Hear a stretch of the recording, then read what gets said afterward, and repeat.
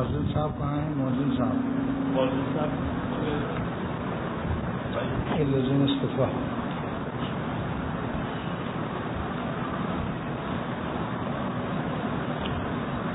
وقال رسول اللہ صلی اللہ تعالی علیہ وسلم هم الجلساء لا يشقى بهم جليسهم. اللہ تعالیٰ نے اپنے عاشقوں کا ایک شان بیان فرمائی ہے کہ جو ان کے پاس بیٹھتے ہیں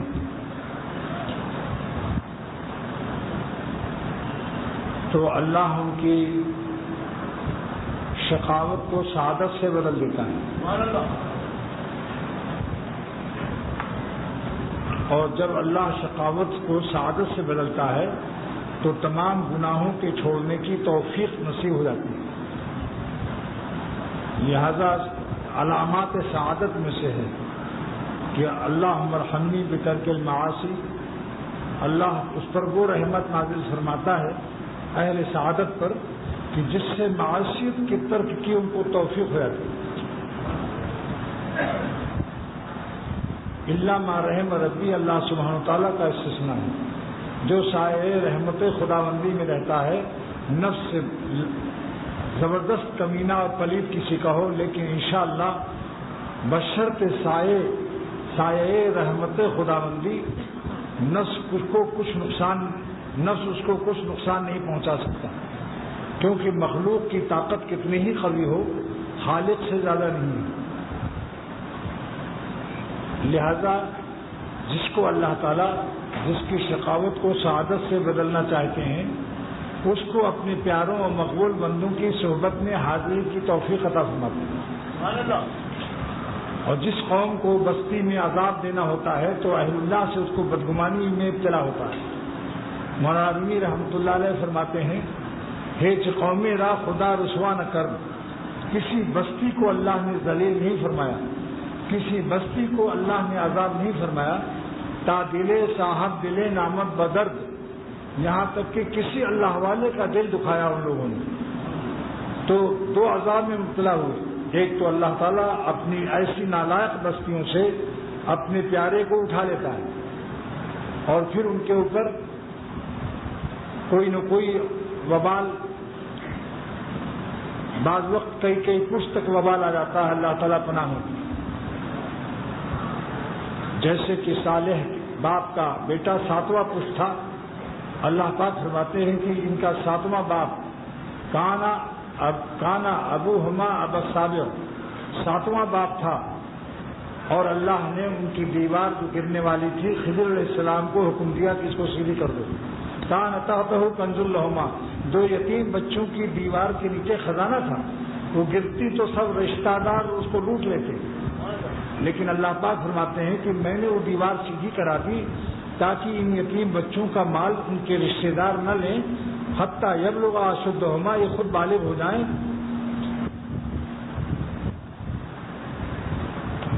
اور ویخرج کنزہما، اپنا خزانہ حاصل کریں. تو معلوم ہوا کہ اللہ ایسے کریم مالک ہیں کہ جو ان کا بن جاوے 7 پشت تک رحمت پاوے. اب میں نہیں بول رہا ہوں، جو اللہ کا بن جاوے 7 پشت تک اللہ کی رحمت پاوے. اور بعض روایت میں کانا ابا العاشر، 10واں باپ تھا وہ، 10 پشت تک. سبحان اللہ، کیسا کریم مالک. اسی طریقے سے اللہ پناہ میں رکھے ہے کہ اللہ تعالیٰ کے بزرگوں کے دل دکھانے سے ہم سب کو بچائے. آج پوری دنیا میں حقیق الامت مجدد ملت مولانا اشرف علی صاحب تھانوی رحمۃ اللہ علیہ کے 160 کے قریب خلیفہ تھے.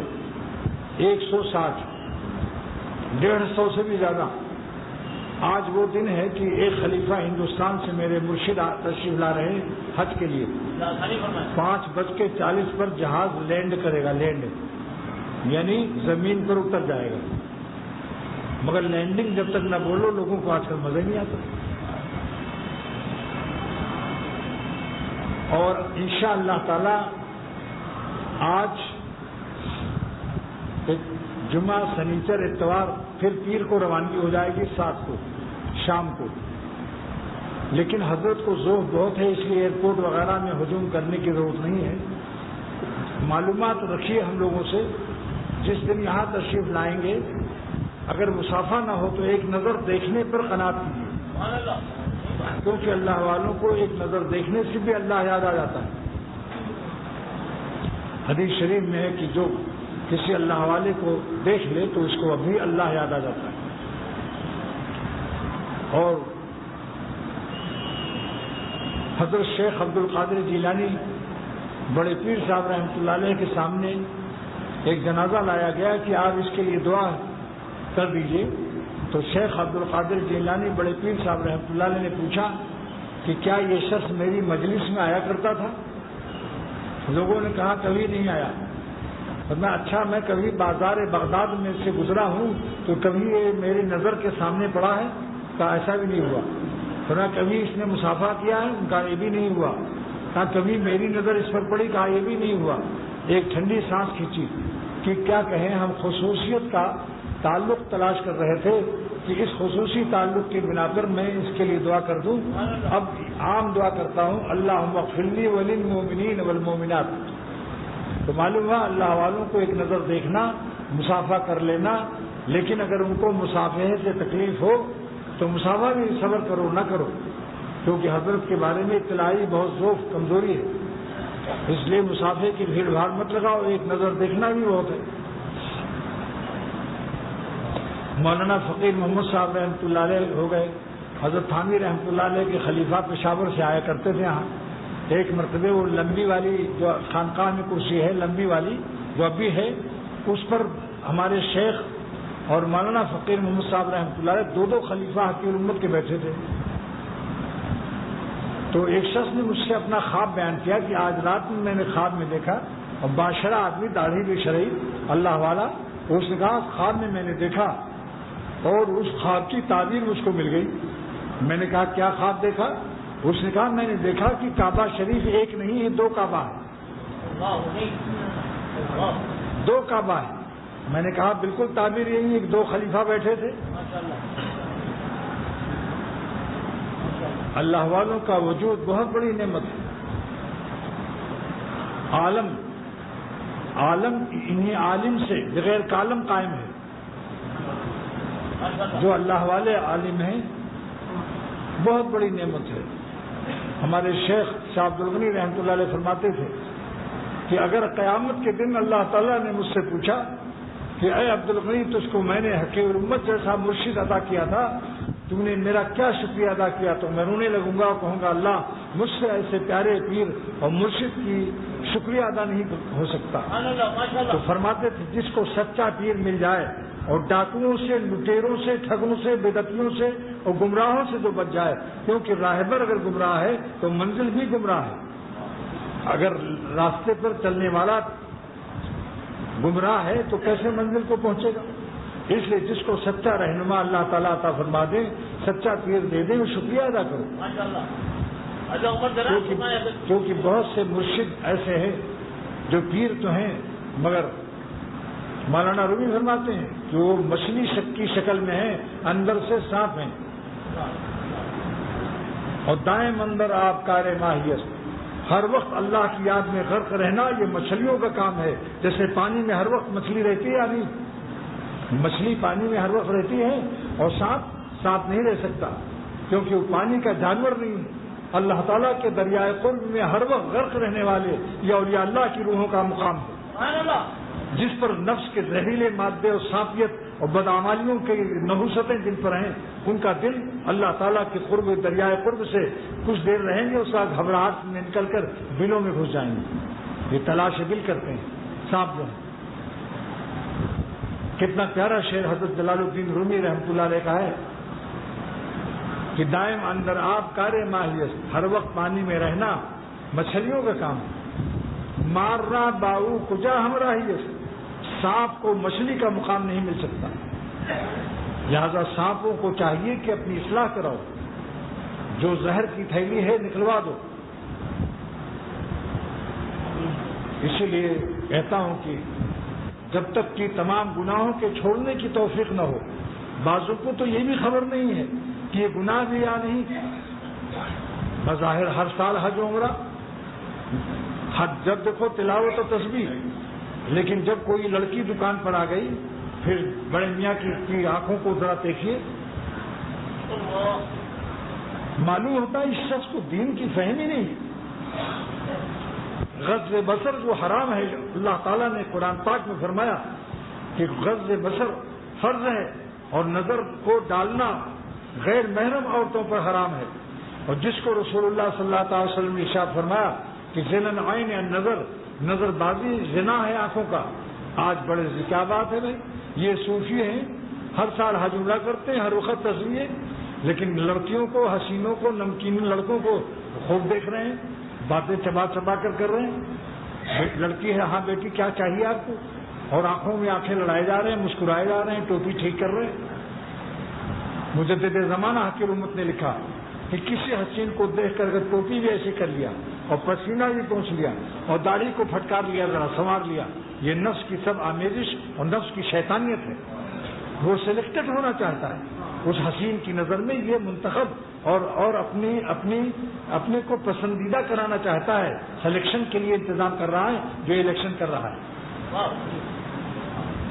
ان باتوں کو آج دنیا نہیں سمجھتی، حیرت ہے، چونکہ اللہ والے خاص کر کے محمد تھانوی رحمۃ اللہ علیہ کے سلسلے کو اور ان کی کتابوں میں اس کا زیادہ زور ہے کہ تم چاہے وظیفہ کم پڑھو لیکن اللہ کے لیے اللہ کو ناراض مت کرو۔ آپ بتاؤ، وظیفہ تو انعام دلاتا ہے اور گناہ سزا دلاتا ہے، سزا سے بچنا ضروری ہے یا انعام لینا زیادہ ضروری ہے؟ بولو بھائی۔ اس لیے دیکھیے، جو فرض پڑھتا ہے، واجب ادا کرتا ہے، سنت مؤکدہ ادا کرتا ہے، مگر ایک گناہ بھی نہیں کرتا، ہر وقت اگر کبھی خطا ہو گئی تو سجدے گاہ کو رو رو کے توبہ کرتا ہے، معافی مانگتا ہے اللہ سے، یہ شخص ولی اللہ ہے۔ اور جو رات بھر تہجد پڑھتا ہے، دن بھر روزہ رکھتا ہے، تلاوت کا درد دیکھو تسبیح، لیکن ان کا حال کیا ہے؟ خلاف شرع شیخ تھوکتا بھی نہیں۔ شیخ تھوکتا ہے تو پوچھتا ہے کہ ادھر کعبہ شریف تو نہیں ہے؟ آپ لوگ سمجھتے ہیں تو بڑا زبردست متقی ہے، کعبے کی طرف تھوکتا بھی نہیں، خلاف شرع شیخ تھوکتا بھی نہیں، مگر اندھیرے اجالے چوکتا بھی نہیں، گناہ سے نہیں بچتا۔ کیا کہیں دوستو، ارے اپنی تہجد پر بھی ناز نہ کرو، اور درس و تدریس و امامت و وعظ و خطابت پر بھی ناز نہ کرو، جب تک گناہ چھوڑنے کی توفیق نہ ہو ولی اللہ نہیں ہو سکتے ہو۔ 1,00,000 مسلمان ہو جائیں کافر کسی کے ہاتھ پر، سن لو، لیکن اگر یہ شخص گناہ نہیں چھوڑتا تو ولایت اور اللہ کی دوستی سے محروم ہے، اللہ کے نافرمانوں کے رجسٹرڈ ہے۔ ان اولیاء الا المتقون، اللہ تعالیٰ فرماتے ہیں ہمارے دوستوں کا طبقہ جو ہے وہی ہے جو ہم کو ناراض نہیں کرتا۔ نفلوں پر نفلیں پڑھے جا رہے ہیں۔ ایک بڑے عالم نے مجھے بتایا، شیخ نے، کہ ایک شخص جس کی تہجد قضا نہیں ہوتی، لیکن ایک لڑکے نے خط لکھا کہ تہجد پڑھ کر یہ میرے ساتھ برا کام کرتا ہے اور 12 تسبیح بھی ناگا نہیں کرتا۔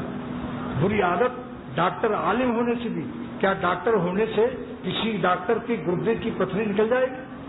اگرچہ امام CP اور لندن سے بھی ڈگری لایا ہے اور پورا چارپائی کے برابر بورڈ لگا ہوا ہے، میڈیکل کالج کراچی سے بھی پاس MBBS، پھر لندن گیا، وہاں سے بھی MRCP بھی کیا، پھر امریکہ جا کر اور PhD اور مختلف شعبے میں اسپیشلسٹ بھی ہوا، یہاں تک کہ گردے کی پتھری کے علاج میں اسپیشلسٹ ہوا، لیکن اس کے گردے کی پتھری نہیں نکلے گی جب تک یہ ظالم کسی دوسرے ڈاکٹر سے علاج نہیں کرائے۔ اس لیے کہ ڈاکٹر اپنے پیٹ کو پھاڑ کر گردے کی پتھری کیسے نکال سکتا ہے؟ اگر وہ زیادہ سے زیادہ بے ہوش کر دے اپنے کو، لیکن اسے یہ بھی پتا نہیں کہ بے ہوش کتنا کرنا چاہیے، اس کے اختیار نہیں ہے۔ ہو سکتا ہے کہ بے ہوش کرنے والی دوا کو پھک پھک کرتا رہے اور اتنا زیادہ بے ہوش ہو جائے کہ پھر ہوشی میں نہ آئے، یا پھر اتنا کم بے ہوشی میں بے ہوش ہو جائے کہ آپریشن کرتے کرتے پھر آنکھ کھل گئی۔ ایک بے ہوش کرنے والے ڈاکٹر سے غلطی ہو گئی، جتنی دیر تک آپریشن ہونا تھا اتنی دیر تک بے ہوش نہیں کیا، غلطی ہو گئی، درمیان آپریشن اس کی آنکھ کھل گئی، ہوش میں آ گیا تو دیکھا میرا پیٹ پھٹا ہوا ہے، ایک دم پیٹ پھٹا ہوا ہے، سب چیزیں اپنی دیکھی، اندر اتلیاں اور پیٹ اور جگر پھٹا ہوا دیکھ کر اتنا زور سے چلایا، پورا اسپتال سب نے اٹھا لیا، اور گائے کیا چلائے گی اس کے سامنے؟ تو معلوم ہے ڈاکٹر کو بھی اپنی علاج کے لیے اپنے آپریشن کے لیے، اپنے گردے کی پتھری نکالنے کے لیے کسی ڈاکٹر کی ضرورت ہے. اپنا پیٹ خود نہیں پھاڑ سکتا، خود گردے کا پتھری اپنا خود نہیں نکال سکتا. ایسے عالم کو بھی اپنے نفس کی تمام کبر، عجب، ریا، دکھاوا، تمام چیزیں یہ کسی معالج اور کسی اللہ والے شیخ سے علاج کرانا پڑے گا. اب بتاؤ، یہ گردے کا اسپیشلسٹ گردے کی پتھری سب کی نکال رہا ہے اور خود اس کے گردے میں پتھری پڑی ہوئی. اس لیے بغیر شیخ کامل کی اسلامی ہوتی. اگر کتاب اللہ سے ہدایت ہو جاتی تو نبی کیوں بھیجے جاتے ہیں؟ صحبت پیغمبروں سے صحابی ہوئے ہیں، خالی کتاب اللہ سے صحابی نہیں ہو سکتے تھے. آپ بتاؤ، اگر قرآن پاک نازل ہوتا اور سرور عالم صلی اللہ علیہ وسلم دنیا میں تشریف نہ لاتے، کوئی صحابی ہو سکتا تھا؟ یہی کہتا ہوں دوستو، صحبت سے دین چلا ہے، ورنہ صحابی کے لفظ پر اور الفاظ عرب کے لغت میں ایجاد ہو سکتا تھا، مگر اللہ تعالیٰ نے قرآن پاک میں بھی لفظ صحابی استعمال فرمایا. لصاحب ہی، آپ اپنے ساتھی سے فرما رہے تھے. تو معلوم ہے ساتھ رہنا جو ہے یہ بنیاد ہے دین کی حاصل ہونے کی، بشرطے کی اللہ تعالیٰ کی ذات کا ارادہ بھی کرے. ایک آدمی ساتھ رہتا ہے کہ چلو ان کے معتقدین سے خوب غب چل رہے گی، شامی کباب اور سموسے خوب ملیں گے خانقاہ میں. مچھلی والا کاروباری تو مچھلی خوب لایا، مال اڑاؤ، تو ان کو اللہ نہیں ملے گا. اللہ اس کو ملے گا الذین یریدون وجہ، جو اللہ کو حاصل کرنے کے لیے اللہ والے کے پاس رہتے ہیں. اور جو اللہ کو حاصل کرنے کے لیے اللہ والوں کے پاس رہتے ہیں وہ گناہوں سے بچنے کا اور اپنے تمام امراض، اللہ کے غضب و قہر اور ناراضگی کے تمام اعمال سے بچنے کی فکر اور غم زدہ رہتے ہیں کہ کہیں ہم سے کوئی خطا نہ ہو جائے جس سے ہمارا اللہ ہم سے ناراض ہو جائے. تو جس مرید کو جائز اور ناجائز کا غم نہ ہو اور اللہ کی ناراضگی کا خوف نہ ہو، مرید نہیں ہے. مرید کی دو شان ہونی چاہیے. وَاصْبِرْ نَفْسَكَ مَعَ الَّذِينَ يَدْعُونَ رَبَّهُمْ بِالْغَدَاةِ وَالْعَشِيِّ. اے محمد صلی اللہ علیہ وسلم، آپ اپنے کو صبر کے ساتھ جمع کے صحابہ میں بیٹھیے اور گھر سے باہر تشریف لے جائیے. آرام نہ کیجیے، آپ میرے دین کی خدمت کیجیے تاکہ میرے بندے مجھ کو جان لیں، پہچان لیں، مان لیں، جان کی بازی لگا دیں. ایسی اسٹیم پیدا کر دیجیے جو کہ یدعون ربہم بالغداۃ والعشی، جو صبح شام ہم کو یاد کرتے ہیں. اس لیے غافلین بھی اللہ تک نہیں پہنچتے. یاد کر لو اس کو، لاکھ شیخ کے پیر دباتے رہو. جو ذکر نہیں کرتا وہ مذکور سے محروم رہتا ہے. بار بار کہتا ہوں کہ خدا کے لیے میری ٹانگ مت دباؤ، تم اللہ کو یاد کرو. ہم ٹانگ دبوانا نہیں چاہتے مریدوں سے، ہم چاہتے ہیں ہر مرید صاحب نسبت اور اللہ والا ہو جائے. میں درد دل سے مسجد میں کہتا ہوں. اور میرے شیخ شاہ عبد الغنی رحمۃ اللہ علیہ نے شاید کی تفسیر میں فرمایا کہ لفظ صبر سے نازل فرمایا، اے ہمارے پیارے رسول صلی اللہ علیہ وسلم، آپ کو میری خلوتیں اور مجھ میں میرے یاد میں مزہ آ رہا ہے، لیکن میں آپ کو کہتا ہوں کہ آپ میری خلوت کا مال صحابہ میں میری محبت تقسیم کیجیے، ان کے ساتھ بیٹھیے تاکہ آپ کے پھول محمدی صلی اللہ علیہ وسلم کی صحبت سے صحابہ بھی اللہ والے بن جائیں، کیونکہ ہمیں آپ کے شاگردوں سے دین آگے پھیلانا ہے. یہ حضرت فرماتے تھے کیونکہ ہمیں آپ کے شاگردوں سے آگے اسلام پھیلانا ہے. لہذا آپ ان میں نہیں بیٹھیں گے تو آپ کی خوشبو، نبوت کی خوشبو پھر کیسے ان میں آئے گی؟ لہذا آپ تلاش کیجیے ان کو جا کر. جب یہ آیت نازل ہوئی تو آپ ایک گھر میں تھے، کان فی بیت من ابیاتہ، آپ کے بہت گھر تھے، اپنے گھر میں سے کسی گھر میں تھے رات. فکان یلتمسہم، یہ آیت جب نازل ہوئی تو آپ ڈھونڈنے لگے کہ یدعون ربہم. اللہ تعالیٰ نے کیسے پیارے عنوان سے فرمایا کہ جب کبھی آپ ہمیں براہ راست، بڑا ڈائریکٹ ہم کو مشاہدہ کریں، میری تجلیات کا مشاہدہ کریں، اور کبھی میری مخلوق اور میرے بندوں کے آئینے میں ہم کو مشاہدہ کیجیے. حسین کو دونوں لطف مزہ آتا ہے، کبھی آئینے میں دیکھتا ہے اپنے جمال کو، کبھی آئینے خلق میں اللہ تعالیٰ دکھاتے ہیں کہ ہر نعمت میں مجھے دیکھو، ہر نعمت میں میری تجلی موجود ہے. اگر میں نعمتوں میں لذت نہ دیتا تو نعمتیں کہاں سے پاتی؟ لیکن جس چیز کو ہم حرام کر دیں تو اس میں میری تجلی مت تلاش کرو. یہ نہ کہو کہ ہاں کیسا حسین ہے، بار اللہ کیا شان ہے آپ کی، ہم نے تو آج آپ کو پہچان لیا. یہ معرفت حرام ہے کہ نظر بازی کر کے آپ معرفت حاصل کر رہا ہے کوئی شخص. اور یہ بھی نہ کہو کہ میں تو پاک نظر سے بات کر رہا تھا، میں تو دعوت کے لیے بات کر رہا تھا. پہلے اپنے بھی نگرانی کرو. ہمیں اللہ کو ناراض کر کے دعوت حرام ہے. جتنی حدود میں اللہ تعالیٰ راضی رہے اور علماء دین جو ہمیں مشورہ دیں اس حدود میں کام کرو بس. تو شیخ نے فرمایا کہ سرور عالم صلی اللہ علیہ وسلم پر یہ جب آیت مبارکہ نازل ہوئی تو اس میں 2 علامت بیان کی گئی کہ آپ جن لوگوں کے پاس آپ کو بیٹھنے کا حکم ہو رہا ہے یہ غیر نہیں ہے، آپ کے رب کو یاد کرنے والے ہیں. ہمارے عاشقوں میں بیٹھیے، ہم آپ کو غیروں میں بیٹھنے کا حکم نہیں دیتے. یدعون ربہم، یہ وہ بندے ہیں جو اپنے رب کے ذکر میں یاد میں لگے ہوئے صبح شام. تو گویا کہ ہم آپ کو اپنے عاشقوں میں بیٹھنے کی اور صبر کے ساتھ جمنے کی ہدایت کر رہا ہوں، غیروں میں نہیں بھیج رہا ہوں. تو آپ نے مسجد نبوی میں جا کر فخرج یلتمسہم، آپ اپنے گھر سے نکلے، بے آرام ہوئے، آرام سے بے آرام ہوئے دعوت اللہ کے لیے، اللہ اپنی محبت سکھانے کے لیے اپنے پیارے کو بھی آرام سے بے آرام کا حکم دے رہا. آرام نہ کیجیے آپ کا آرام اسی میں ہے کہ میری محبت کی خوشبو سارے عالم میں نشر کر دو. خدا کے عاشقوں کو بھی آج علی سبیل نیابت یہی حکم ہے. آرام کرنا جائز نہیں ہے. اللہ کے عاشقوں کو آرام کریں لیکن مخلوق کو رام رام سے بچائیں، غیر اللہ سے دل پھنسانے سے بچائیں، اور گھر سے نکل کر باہر سفر کریں. رحمت کا ابر بن کے جہاں بھر میں چھائیے، رحمت کا ابر بن کے جہاں بھر میں چھائیے، عالم یہ جل رہا ہے برس کر بجھائیے. رحمت کا ابر بن کے جہاں بھر میں چھائیے، بادل چھا جاتا ہے نا، عالم یہ جل رہا ہے برس کر بجھائیے.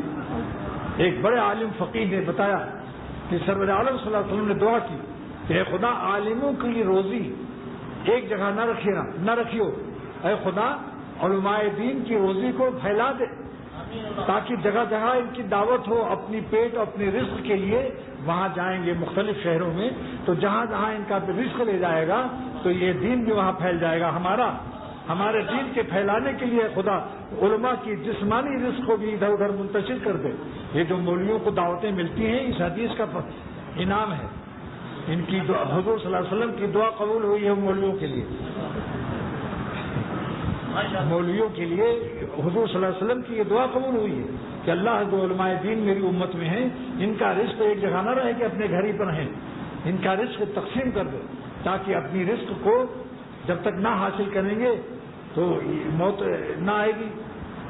استکمال رزق کے لیے حتیٰ تک ملا ہے، استکمال رزق کے لیے سفر کریں گے.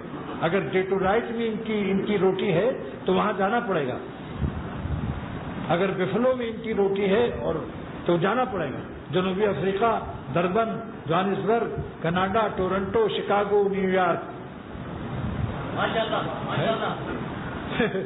اور اٹلانٹا، جہاں جہاں رزق ہوگا وہاں جا کر دین پھیلائے. یہ کس سے معلوم ہوا کہ سرور عالم صلی اللہ علیہ وسلم کو اللہ تعالیٰ کی محبت کے نشر کی کتنی فکر تھی کہ علماء کو دربدر کرا دیا. اس لیے اختر کا شعر ہے، پھرتا ہوں دل میں درد کا نشتر لیے ہوئے. میرا ہی شعر ہے جو آپ سے خطاب کر رہا ہے. پھرتا ہوں دل میں درد کا نشتر لیے ہوئے، صحرا اور چمن دونوں کو مستر کیے ہوئے. واللہ کہتا ہوں جو عالم، جو صاحب علم، جو بھی صاحب ملفوظات ہو، صاحب تقریر ہو، اگر وہ گناہوں سے اپنے کو بچانے کا غم نہیں اٹھاتا تو اس کو قلب شکستہ نصیب نہیں ہوتا، اور جس کے سینے میں قلب ٹوٹا ہوا دل نہیں ہوتا اس کے سینے میں اللہ بھی نہیں ہوتا، اس کے تقریر میں درد دل بھی نہیں ہوگا، کیونکہ اس کو زہر اتنا کھا رہا ہے اللہ کے گناہوں کا، نافرمانی کا، اس کی وجہ سے اس کی زبان میں وہ تاثیر نہیں ہوگی. وعمل صالحات کی قید لگا دی اللہ تعالیٰ نے کہ دیکھو دعوت اللہ تو دو، دائی بنو، لیکن ممنا سنو قولا ممن دعا اللہ، لیکن عامل صالحہ بھی ہے، جائز تو ہے، بے نمازی بھی دوسروں کو کہہ سکتا ہے کہ نماز پڑھا کرو، اس نیت سے کہ شاید اس سے ہم بھی نمازی ہو جائیں، مگر تاثیر اثر اس میں آئے گا جو درد دل رکھتا ہے، اور درد دل نافرمانی، اللہ کے غضب، خدا کے قہر، نافرمانی کی لعنتوں سے جو اپنے نفس کو بچانے میں جو درد غم اٹھاتا ہے، اس غم کی برکت سے درد دل عطا ہوتا ہے۔ اس بات کو میں کس درد دل سے کہہ رہا ہوں؟ کیا میری آواز میں میرے قلب کے درد دل کو آپ لوگ محسوس نہیں کر رہے ہیں؟ یہ قبروں میں کون جائے گا حسین ظالم جس کی چکروں میں لوگ پڑے ہوئے، جن پر نظروں کی خراب کر کے لعنت رسول اللہ کی لعنت صلی اللہ علیہ وسلم کی ہم لے رہے ہیں؟ آپ بتاؤ قبر میں کون ہمارے ساتھ جائے گا؟ اور جب حسین صاحب بڈھے ہو گئے، بڈھی ہو گئی، پھر گدھے کی طرح کیوں بھاگتے ہو؟ اگر تم واقعی دعویٰ کرتے ہو محبت کا اور اپنے کہتے ہو میں اہل نظر ہوں اور اہل محبت ہوں، اہل محبت اگر اپنے کہتے ہو تو مرتے دم تک اس کا ساتھ دو۔ اس جوان کا جو بڈھا ہو گیا، کیا بات ہے کہ جب اس جوان لڑکے کے بال سفید ہو گئے، بلکہ بال سفید نہیں، صرف داڑھی کھچڑی ہو گئی، کچھ کالے کچھ بال، کچھ کالے بال کچھ سفید بال، اس کا نام میں نے کھچڑی رکھا ہے۔ کھچڑی میں چاول سفید ہوتا ہے اور مونگ کی دال کبھی کالی ہوتی ہے۔ اس پر میری ربائی دیکھو، الحمدللہ میں اللہ کے لیے شعر کہتا ہوں۔ میر ان کے چہرے پر کھچڑی داڑھی کا، حسین لڑکوں کے چہروں پر کھچڑی داڑھی ہو گیا نہیں؟ بولو بھائی، ان کے چہروں پر کھچڑی داڑھی کا ایک مصرع ہوا ہے یہ، ایک دن تم تماشا دیکھو گے، ایک دن تم تماشا دیکھو گے۔ میر اس دن جنازہ الفت کا، میر اس دن جنازہ الفت کا اپنے ہاتھوں سے دفن کر دو گے، پھر کہاں جاؤ گے؟ حسینوں کا جغرافیہ میر بدلا۔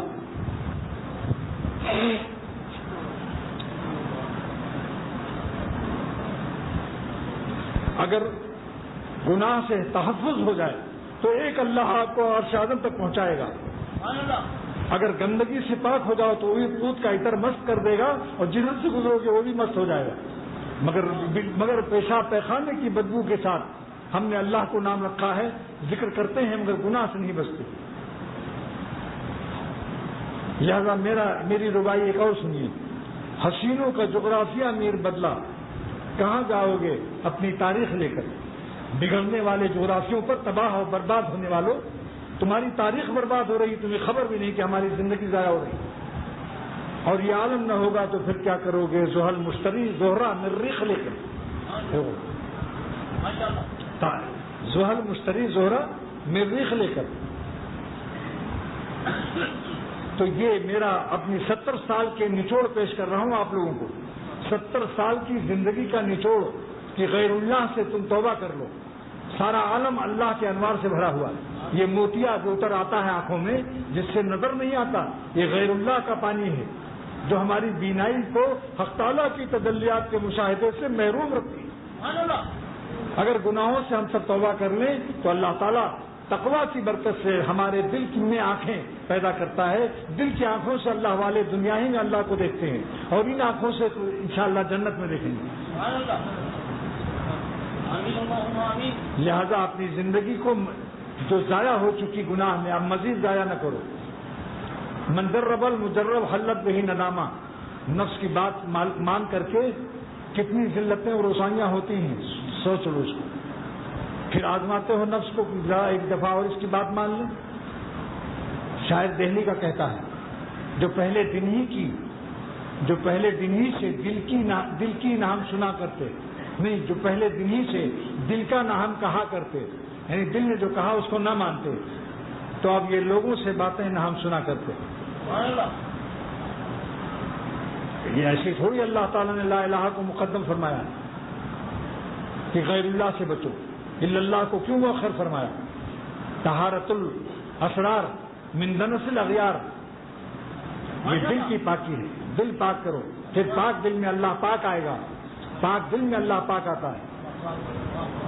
اس غیر اللہ کو نکالنے کے لیے مربی اور شیخ کی ضرورت ہوتی ہے۔ میرے بہت سے احباب ہیں، بڑے سے بڑے عالم بھی دوست ہیں اور بڑے سے بڑے تبلیغ والے جن کی زندگی گزر گئی، مگر میرے کان میں کہا کہ اب تک نظر بچانے کی توفیق نہیں ہے۔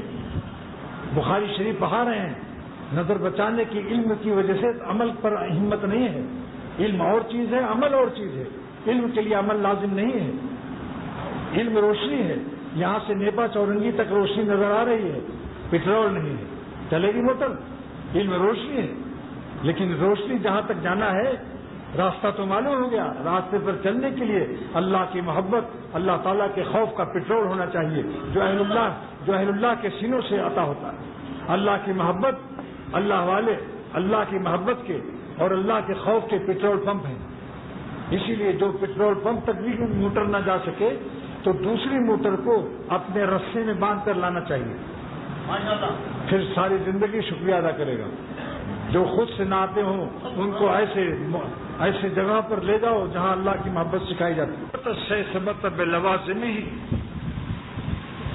اس کے کچھ لوازم ہوتے ہیں۔ میرے شیخ نے فرمایا ایک شخص کو پیاس شدید ہے اور ٹھنڈی بوتل پی رہا سیون اپ اور برف کے ڈلے بھی ڈالا ہے، مگر چاروں طرف انگیٹھی کوئلہ جلا کر آگ لگائی ہوئی ہے چاروں طرف، اور کہتا ہاں مر گئے شدید گرمی ہے۔ تو آپ اس کو کیا کہیں گے کہ اس کو ڈاکٹر کے ہاں لے جاؤ، پاگل ہے یہ پاگل؟ کہتا ہے گرمی اور آگ بھی جلائے ہوئے، مرض بھی ہے حسن پرستی کا، اور حسینوں سے خوب خلط ملط بھی رکھتا ہے، ان کو چائے بھی پلاتا ہے، مکھن بھی کھلاتا ہے۔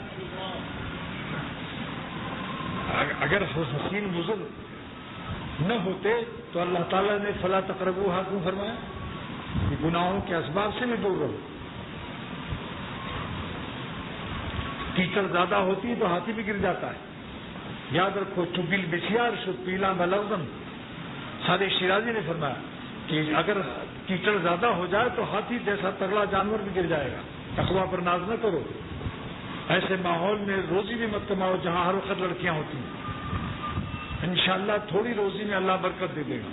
ایمان بچانا فرض ہے، پیٹ بچانے سے ایمان بچانا فرض ہے۔ صحابہ کرام رضی اللہ تعالیٰ عنہ اجمعین نے پیٹ پر پتھر باندھا، اللہ تعالیٰ کو ناراض نہیں کیا۔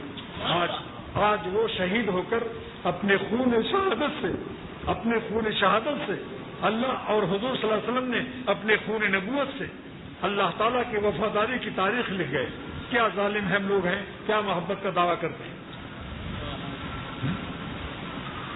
جس ظالم سے ایک نظر کی نہیں قربانی دی جا سکتی وہ اپنا خون اور جان کیا دے گا۔ صحابہ سے سیکھو وفاداری کس کو کہتے ہیں۔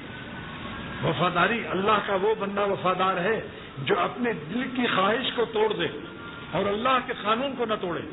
آپ بتاؤ کتنے صوفی جو ہے خانقاہ میں رات دن ہیں، جب ان کو سڑکوں پر لے جاؤ کیا ان کو یہ توفیق ہے؟ سوال کرو کہ تم دل کو توڑتے ہو یا اللہ کے قانون کو توڑتے ہو، یا تمہارا جہاں چاہتا ہے دل وہاں دیکھتے ہو؟ تب پتہ چلے گا کہ تم وفادار ہو یا صورت وفاداروں میں غدار رہو باطن۔ ایک دن موت آئے گی تو اختر کی قدر کرو گے تو پھر کیا اس وقت کیا کرو گے تم؟ اس لیے کہتا ہوں کہ جلدی کر لو، وہ اللہ اتنا کریم ہے کہ اگر تم نے ایک نظر دے دی تو دل کی روح میں اللہ ایمان کی مٹھاس بھر دے گا، اس کی عطا بھی غیر محدود ہے۔ جلدی کر لو۔ مولوی فرماتے ہیں کہ اللہ اتنا کریم ہے کہ اگر ایک پھول ان پر فدا کر دو تو گلزار گلستہ دیتا ہے۔ کہاں ایک پھول، کہاں 1 کروڑ پھول۔ ارے اللہ پر مر کے تو دیکھو ارحم الراحمین ہے۔ اگر کوئی شخص صدق دل سے اللہ پر مر جائے اور اپنی بری خواہشات کا خون کر دے تو جو اللہ پر مرتا ہے ساری دنیا اس پر مرتی ہے۔ انشاءاللہ جنگل میں بھی جائے گا تو لوگ جنگل پہنچ جائیں گے۔ اس کے لیے مزک کی فرش اس کی خانقاہ کے لیے ضروری نہیں ہے۔ اللہ کے درد دل والوں کو دیکھو، انشاءاللہ جدھر سے گزر جائیں گے بڑے بڑے علماء اور تاجر بھی اس خوشبو سے متاثر ہوئے بغیر نہیں رہیں گے۔ صحرا اور چمن دونوں کو مستر کیے ہوئے پھرتا ہوں، دل میں درد کا نشتر لیے ہوئے، لیکن صحبت کے ساتھ۔ میرے شیخ شاہ عبد الغنی رحمۃ اللہ علیہ فرماتے تھے کہ اللہ والوں کی صحبت جتنا ضروری ہے اتنا ہی مجاہدہ بھی ضروری ہے۔ جیسے کباب کے لیے پیسا ہوا قیمہ، بڑی الائچی، لونگ، تیز پات چاہیے کہ نہیں؟ کباب کا پورے مسالہ اجزا، لیکن کیا مجاہدہ نہیں ہے؟ کڑھائی میں سرسوں کا تیل گرم کر کے نیچے سے آگ لگانا نہیں ہے؟ اگر کچے کباب ہیں تو کوئی کھائے گا تھوکے گا۔ 1,00,000 سال کسی خانقاہ میں رہے کوئی، اور کہ صاحب شیخ کا بہت پرانا صحبت یافتہ ہے، لیکن مجاہدہ اس ظالم نے نہیں کیا، تو کیا ہوگا؟ جو اس کے پاس بیٹھے گا اس کو تھوکے گا، کیونکہ کچا کباب کھا کر قے آتی ہے۔ بنگلہ دیش میں اس کو بومی کہتے ہیں، بوم، بوم مانی الو کی ہے، قے کرتے وقت چہرہ ذرا بگڑ جاتا ہے۔ تو دوستو، کچے کباب ہم لوگ ہیں، ہم کو ہمارے علم و ملفوظات کو سن کر جب کوئی قریب رہے گا اور کچا کباب کھائے گا تو میرے شیخ فرماتے تھے جو عالم علم رکھتا ہے مجاہدہ نہیں کرتا وہ مثل کچے کباب کے ہے۔ دین و اسلام اس کا کچا کباب ہے، لیکن تقویٰ کی آگ میں، اللہ کے خوف کی آگ میں اپنی بری خواہشات کو جلا دو، اور علم اور تمام جو کچھ معلومات ہیں مجاہدہ کر کے اپنے ایمان کی کباب کچے کو ذرا تل دو۔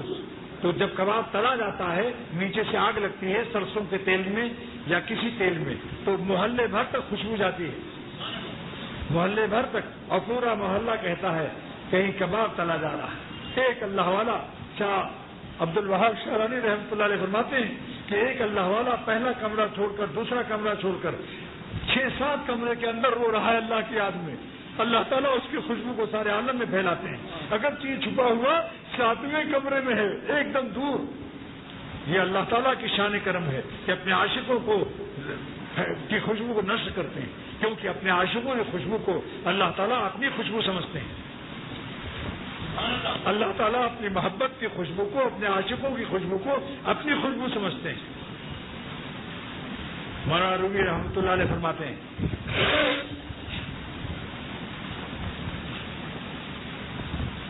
کہ بوئے آ دلبر چپرا میں شوت، اے حسینوں کے چکر بازوں اور مردہ لاشوں پر کرگس کی طرح مرنے والوں، سنو جلال الدین رومی کیا کہتا ہے۔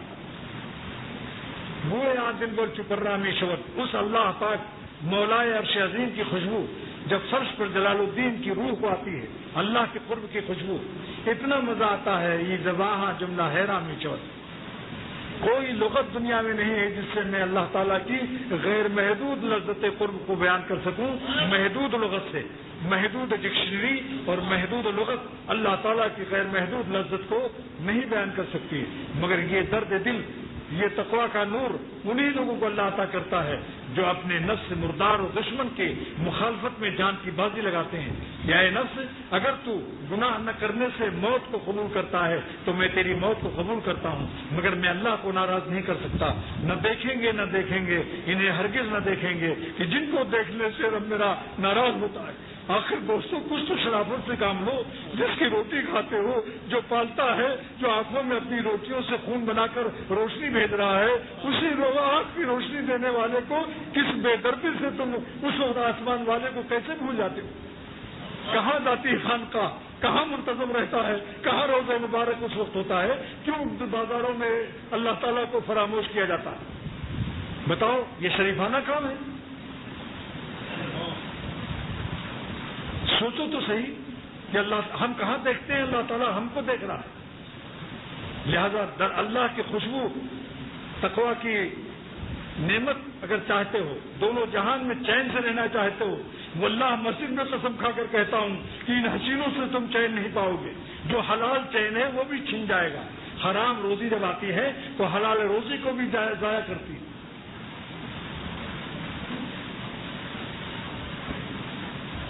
ایسی جو لوگ حرام لذت کو امپورٹ کرتے ہیں، استیراد کرتے ہیں، درآمد کرتے ہیں، ان کا حلال سکون بھی چھن جاتا ہے۔ زندگی کی ہر سانس عذاب الہی میں مبتلا رہتی ہے۔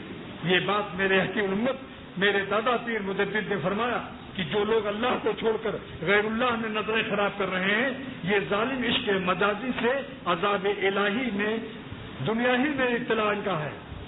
دوزخ تو جب ملے گی علم یہ تو اگر توبہ نہ کیا۔ اس لیے زیادہ مت آزماؤ، دشمن کو آزمایا نہیں جاتا۔ مومن کی شان یہ ہے کہ جس سوراخ سے ایک دفعہ سانپ ڈس لے اس میں دوبارہ انگلی مت ڈالو۔ جن آنکھوں نے تم کو ایک دفعہ بد نظری میں مبتلا کیا، دوبارہ آنکھوں کو مت کھولو۔